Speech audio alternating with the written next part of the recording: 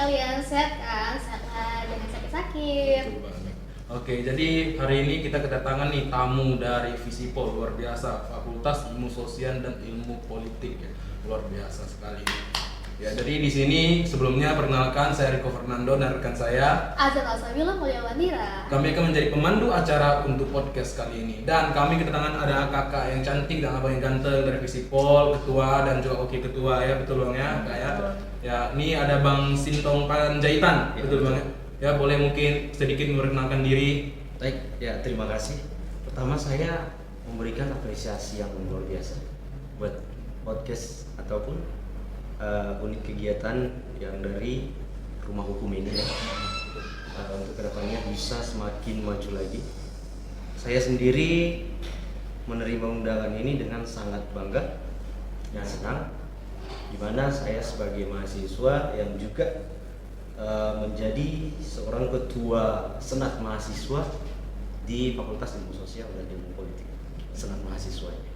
Oke, luar biasa. Bagaimana dengan Kak Fazarina selaku wakil ketua senat? Mungkin boleh memperkenalkan diri. Oke, baik. Terima kasih. Saya Fazarina Nur Fatihah dari Fakultas Ilmu Sosial dan Ilmu Politik, Senat Visipol. Oke, luar biasa. Ini dua-duanya semester berapa nih? 5? Semester 5. Semester luar biasa, baik. Mungkin kita akan langsung ke intinya aja Kak. Ya, boleh, silakan.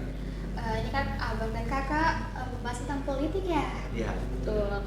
Nah, menurut abang tentang kejadian politik baru-baru ini ya kan adanya putusan MK mengenai tentang pemilu seperti itu. Apa tanggapan Kontroversial dari ya? abang dan kakak mengenai hal tersebut? Oke, dari saya dulu ya. Ya, boleh.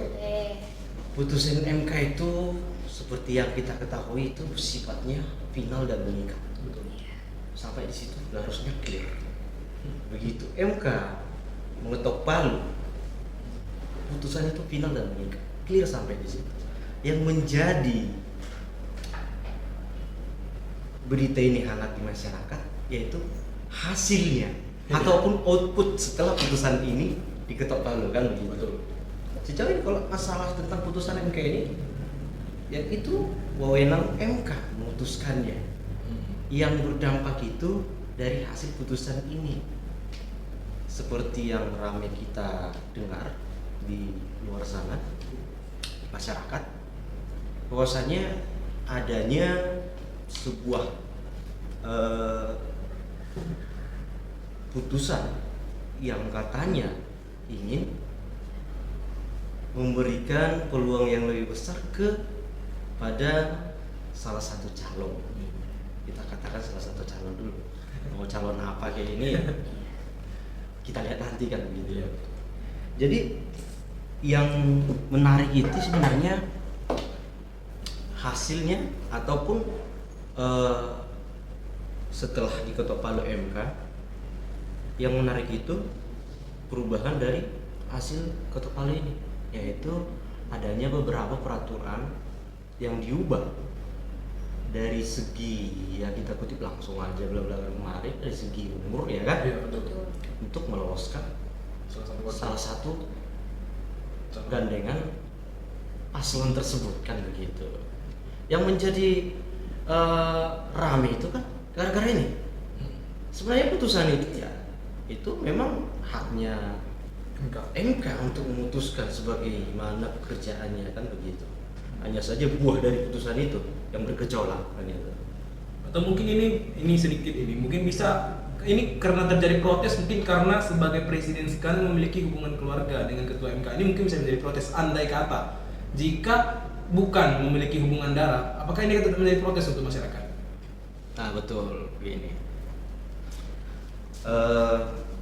Sebenarnya kalau dari kacamata saya sih sebenarnya adanya sebuah intervensi yang dikatakan, sebut saja begitu kan, intervensi dari seorang pimpinan negara ke ketua MK sebagaimana di penggiringan opini yang tersebar di masyarakat kan begitu.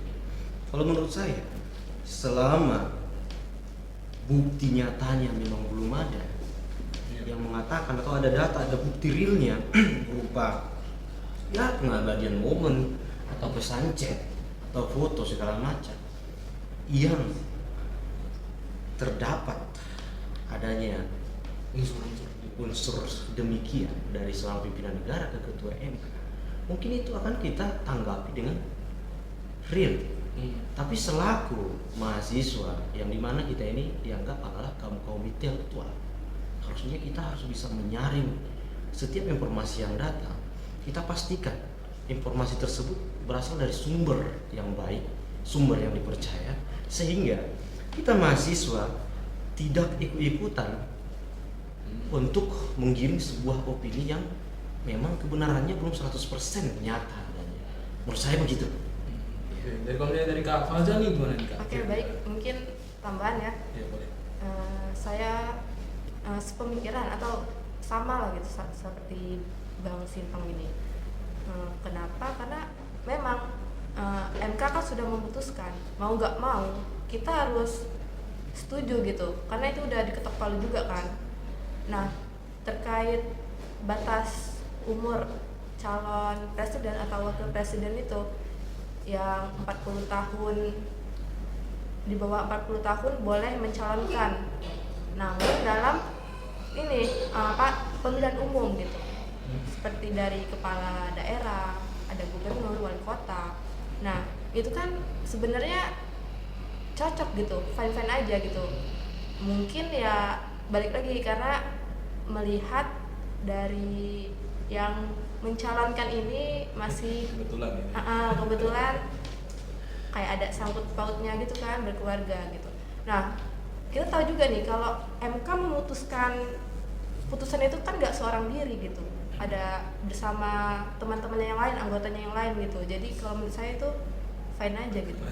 Jadi menanggapi hal ini, kita membahas dinasti politik ini Kak Aca.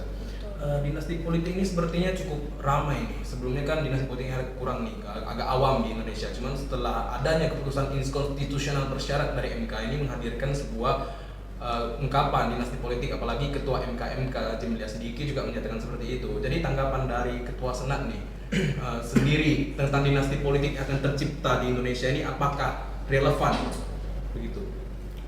Nah, ini menarik nih. Ketika kita membicarakan dinasti politik namanya ya. Garis besarnya dulu sebelum saya kasih penjabaran sedikit atau dari argumentasi pribadi. Boleh. Selama negara kita bersifat demokrasi, tidak akan ada dinasti politik. Dinasti politik ini ada, ya mungkin di negara yang monarki atau di kerajaan gitu ya. Ya singkat saja, kalau dinasti politik yang sedang membenturkan berita hangat di negara kita ini, membenturkan antara masyarakat dengan para pejabat yang sedang duduk saat ini, sebenarnya menurut saya itu lebih ke penggiringan opini dari oknum-oknum yang kurang bertanggung jawab. Kenapa? Negara kita ini adalah negara demokrasi. Siapapun dia yang mencalonkan untuk suatu posisi, jika ini ditentukan oleh suara rakyat, tidak akan ada dinasti politik di sana. Karena apa? Karena jika memang tidak suka, ya jangan dipilih. Betul. Jika suka dipilih. Ini karena kalau menurut persepsi saya, dinasti politik ini dibangun, digiring opininya karena saja salah satu paslon tersebut anak seorang pejabat, anak seorang presiden di negara kita. Coba jika dia seandainya bukan anak seorang presiden atau anak pejabat, contoh sebut saja di orang tuanya atau bapaknya di dunia militer lah ya, bapaknya militer, anaknya militer, tidak ada tuh yang teriak-teriak dinasti militer. Bapaknya musisi, ibunya musisi, anak-anaknya ikut musisi, tidak ada yang teriak-teriak ini dinasti musisi. Bahkan lebih parahnya lagi di negara kita ini, bapaknya petani, ibunya petani, anak-anaknya petani, ini tak ada yang berkoar-koar ini menyebut mereka dinasti petani. Tidak ada. Hanya saja si pemain baru yang datang ini, kita sebut aja pemain baru ya, memiliki background yang dimana orang tuanya seorang pemimpin negara, pejabat. Itu saja, sehingga dalam dunia politik itu hal yang sering terjadi, yang relevan, yang dimana akan selalu ada pro dan kontra, akan selalu ada pihak yang setuju dan tidak setuju. Dan itu fair-fair saja, itu sah-sah saja di dunia politik kita ini ataupun di negara kita, negara demokrasi gitu. Hanya saja peran kita selaku kaum intelektual ataupun mahasiswa agar tidak terjerumus terlalu jauh dari definisi arti politik dinasti ini. Begitu saja kira-kira. Untuk penjabarannya singkat saja, tapi mudah-mudahan bisa diterima kan ya. Cukup bagus, saya setuju. Oke, terkait dengan politik identitas, sepertinya hal ini marak apalagi setelah calon presiden diikat erat kemunculan di TV. Bagaimana tanggapan Anda terhadap hal tersebut? Berarti kita mau bicara tentang politik identitas. Iya betul. Luar biasa. Saya dulu ya. Boleh nanti ditambah. Negara Indonesia ini adalah negara yang majemuk, sangat majemuk. Berbagai suku, agama, ras, budaya. Dan politik identitas itu tidak akan bisa lekang, tidak akan bisa hilang dari kita. Bagaimanapun caranya. Hanya saja agar pengertian dari politik identitas ini jangan digiring ke arah yang negatif gitu. Tidak akan bisa kita lekangkan politik identitas ini, kita masyarakat yang majemuk sehingga diberikan semboyan di negara kita yaitu Bhinneka Tunggal Ika, berbeda-beda tetap satu jua. Karena apa ya? Karena itu kemajemukan kita memiliki identitas masing-masing dan itu tak akan bisa diganggu gugat. Hanya saja politik identitas ini jika digiring ke arah yang lebih negatif, ke arah yang tidak sehat, wah ini sangat berisiko luar biasa. Bisa menimbulkan perpecahan, bahkan bisa jadi peperangan.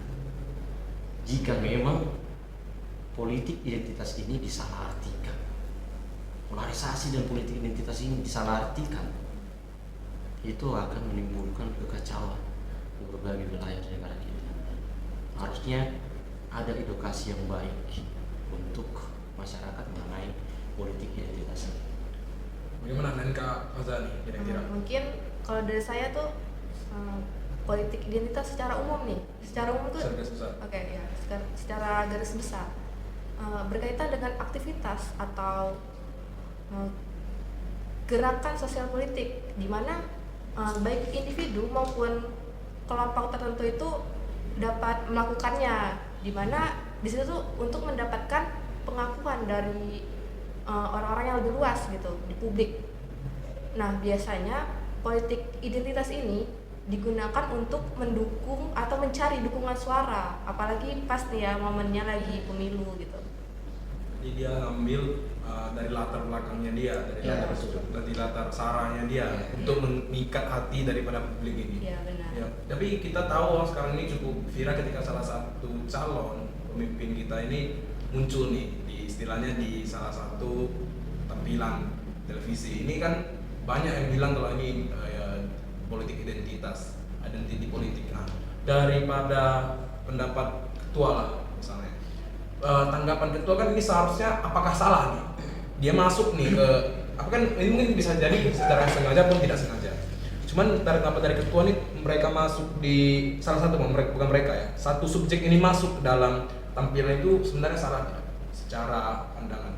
Bagaimana ini? Ini maksudnya si orang tertentu atau satu paslon utuh atau satu individu aja? Satu individu yang muncul, yang baru muncul tersebut. Iya. Kalau menurut saya sih sebenarnya ini tidak, politik identitasnya bisa digunakan, tapi yang paling berperan di sini adalah ketika ya wajar-wajar saja dong. Ketika saya memiliki seorang anak dan saya ingin mengangkatnya setinggi mungkin, apa itu salah? Tidak salah. Ini kita berbicara dari segi identitas kita seorang mahasiswa, tentunya independen, tidak memihak siapapun. Dan tidak ada kepentingan kita terhadap mereka. Kita ini sebagai agent of control, agent of change, ingin memperhatikan memang mana yang betul-betul harus diperhatikan. Tapi itu murni menurut saya dalam keinginan seorang orang tua ingin memajukan anaknya ataupun membukakan jalan yang berupa berbuah sebuah peluang. Menurut saya itu fair-fair saja, sah-sah saja. Dalam dunia politik ya tidak ada dilarang kok. KPU saja pun tidak melarang hal tersebut kan begitu. Selaku penyelenggara pemilu di negara kita, ketika dari satu keluarga yang sama mencalonkan ataupun mengikuti kontestasi di negara kita ini, itu sah-sah saja, tidak ada larangan di situ. Sehingga kalau memang dikatakan demikian itu politik identitas, menurut saya itu lebih ke bagaimana peran si pendatang baru ini menyambut peluang tersebut dan memanfaatkan momen sedemikian rupa gitu. Jadi karena tepat pada momen itu pula Ya, betul. jadi dia naik, jadi tiba-tiba muncul kontra. Nah itu sih. Oke, baik. Kita lanjut, mungkin agak beralih sedikit ini. Saya tertarik dengan budaya politiknya sebenarnya di sini. Karena kita tahu, kita kutip dari salah satu profesor, Tapio Mas Iromi, dia pernah mengatakan bahwa budaya itu adalah bagaimana perilaku masyarakat yang diulang-ulang dan menjadi suatu kebiasaan. Ini menurut Profesor Tapio Mas Iromi. Jadi di sini kita bermas tentang budaya politiknya Indonesia ini. Terlepas dari politik identitas, terlepas dari putusan MK, kita tidak membahas itu sekarang, ketua dan KM. Kita sekarang membahasnya di budaya politiknya kita. Nah, bagaimana tanggapan, saya mau tanya lah ke Kak Faza nih. Bagaimana tanggapan dari Kak Faza mengenai sistem perpolitikan kita, sistem birokrasi kita yang sebenarnya sudah mulai pudar mungkin ya, dari kata etis, dari kata baik gitu. Mungkin tanggapan dari Kak Faza ini gimana nih? Mungkin dari saya yang saya baca-baca juga, kebanyakan politik sekarang ini lebih ke arah ini identitas politik dinasti, lebih ke keluarga gitu. Oke, tapi kalau saya membahas tentang politik dinasti, tadi dikatakan oleh ketua senat kita nih Bang Sintong ini, katanya selagi kita demokrasi kita tidak ada dinasti politik. Jadi di sini apakah kakak berseberangan nih dengan Bang Sintong nih? Karena katanya tadi berhubungan dengan dinasti politik. Nah, sedangkan Bang Sintong bilang selagi kita demokrasi kita tidak akan ada dinasti politik. Ini kira-kira nih apakah ada perdebatan ini, perbedaan pendapat mungkin? Karena kalau menurut saya, kita tahu nih politik dinasti ini kan kekuasaan politik di mana dijalankan oleh sekelompok orang yang masih berkaitan hubungan keluarga gitu. Iya. Nah, politik dinasti juga memiliki dampak negatif untuk demokrasi tanah air kita nih. Nah, yaitu dengan sangat mengutamakan kepentingan kelompoknya gitu. Nah, dengan adanya dinasti politik juga, orang-orang yang tidak berkompeten itu memiliki kekuasaan gitu. Jadi kan ini yang bahaya gitu. Dia nggak punya keahlian atau berkompeten gitu. Tapi kok dia bisa memegang kekuasaan itu? Contohnya aja kayak misalnya baru sehari 2 hari masuk parpol udah jadi ketua umum. Nah itu gimana mau jadi ketua umum? Harusnya kan kalau kita mau jadi lebih ke atas harus dari bawah dulu dong gitu. Kita mau lihat dong progresnya apa, program kerjanya apa, kok dia bisa tiba-tiba langsung naik gitu. Nah itu sih yang dipertanyakan gitu.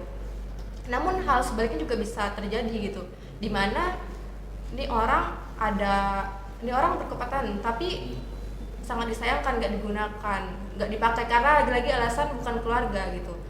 Nah jadi kalau saya pikirkan juga, keluarga mana sih yang mau melihat anaknya menderita gitu? Nggak ada kan? Nah jadi kalau menurut saya ya itulah mungkin kayak bahayanya, minusnya, negatifnya dari sistem perpolitikan kita. Tapi ya gimana, dari keluarga itu memang udah mendarah daging gitu, sulit dihilangin gitu. Oke, berarti di sini kita membahas sebuah politik itu karena ada kepentingan. Dan kepentingan itu bisa jadi kepentingan pribadi, kepentingan partai, kepentingan mungkin keluarga juga kan. Jadi mungkin saya rasa ini suatu hal yang sangat disayangkan jika terjadi di dunia kita. Mungkin ketika kita masih zaman-zamannya mungkin kita agak melirik ke historis, mungkin ada zamannya Orde Baru, Orde Lama. Mungkin di sana juga sudah muncul tuh sifat otoriter gitu kan. Mungkin saya lebih sepakat nih dengan salah satu pernyataan dari filsuf Yunani yaitu Aristoteles, di mana dia menyatakan bahwa bentuk negara terbaik itu adalah monarki. Karena di sana memang benar-benar satu orang berkuasa dan dia menguasai segala-galanya untuk rakyat, meskipun sekalipun lawan dari monarki ini adalah tirani. Dalam bukunya Politeia ini dia menyatakan bahwa monarki ini berlawanan dengan tirani. Tirani adalah sifat yang buruk dan bentuk yang terbaik adalah monarki. Gitu. Jadi mungkin ini sebuah hal yang mungkin bisa diterapkan ya. Ketua, mungkin tanggapan ketua gimana? Kalau saya Indonesia kita berubah dari monarki gimana nih ketua? Tentu itu jika kita merubah hal ini lagi, kalau menurut pandangan saya, berarti ada kemunduran. Kenapa? Jadi ada kemunduran dari Ya demokrasi betul, monarki. tentu saja ada kemunduran. Kenapa? Para pejuang kita, para pendahulu kita ini udah berdarah-darah membuat negara ini agar menjadi negara yang demokrasi. Demokrasi itu menurut mantan presiden Amerika Serikat yaitu Abraham Lincoln, dari rakyat, oleh rakyat dan untuk rakyat. Bahwa rakyatlah pemegang kekuasaan tertinggi. Ini perjuangan merebut dari penjajah sampai ke orde-orde yang sudah dilalui sampai di zaman reformasi, mempertahankan demokrasi ini sampai berdarah-darah. Jadi sehingga kalau ini kita ubah atau kembali ke sistem yang lain, menurut saya ada kemunduran di negara kita. Jadi tidak akan pernah maju lagi Indonesia ini jika hanya berfokus ke hal ini saja. Sementara negara-negara lain mereka sudah memikirkan bagaimana konsep negara maju ke depannya yang memang betul-betul membuat masyarakatnya sejahtera tanpa harus banting tulang lagi masyarakatnya begitu. Hanya saja dalam pemilu kita ini sedikit diberikan hiasan. Di dalam panggung politik Indonesia kita juga sedikit diberikan hiasan, bahkan sampai mempengaruhi demokrasinya negara kita. Itu bunga-bunga dari bagaimana politik berjalan di negara kita. Itu bunga demokrasi, itu hal yang wajar. Adanya pandangan yang berseberangan, adanya persepsi yang berbeda, itu memang dibutuhkan. Wajar, hal yang wajar. Itu dibutuhkan untuk saling membangun antara satu dengan yang lain. Tapi kalau kita ingin mengganti sistem negara kita lagi, seperti halnya dulu negara kita sudah pernah berubah dari RIS begitu banyak. Indonesia Serikat sampai ke parlementer juga sudah pernah Iya. Di negara kita, sampai berubah lagi Undang-undang. di amandemen undang-undang, dan terakhir finalnya negara kita bisa menjadi negara demokrasi seperti ini. Itu patut disyukuri. Kenapa? Supaya kebebasan berpendapat, kebebasan berekspresi, kebebasan menyampaikan sikap di depan umum diberikan kesempatan selebar-lebarnya, tidak dibungkam.